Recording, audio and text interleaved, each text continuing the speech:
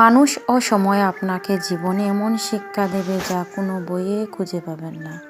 সময়ের সাথে বদলে যাওয়া মানুষকে কখনো আপন ভাববেন না, কারণ তারা হচ্ছে ঘূর্ণিঝড় যা মানুষের ক্ষতি ছাড়া আর কোনো উপকার করে না।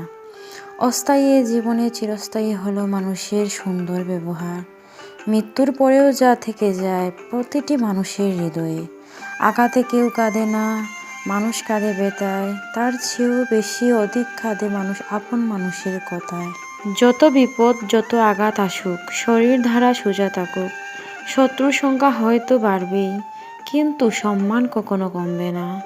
আজকের দিনে ভদ্র মানে তুমি ভীতু, নিরীহ মানে তুমি দুর্বল, সৎ মানে তুমি বোকা, আর স্পষ্ট বক্তা মানে তুমি সবার শত্রু।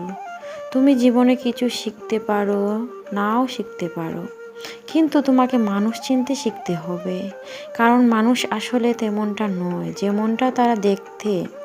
যেখানে সুবিধা চুপ থাকতে বলে, সেখানে বিবেক কথা বলে, ভয় পিছু টানে, সেখানে ন্যায় এগিয়ে যেতে শেখায়। সবাই চিৎকার করতে পারে, কিন্তু সবাই সত্য বহন করতে পারে না। কারো সত্যের পক্ষে থাকা মানে ঝুঁকি নেওয়া, একা হওয়া, তবুও নত না হওয়া।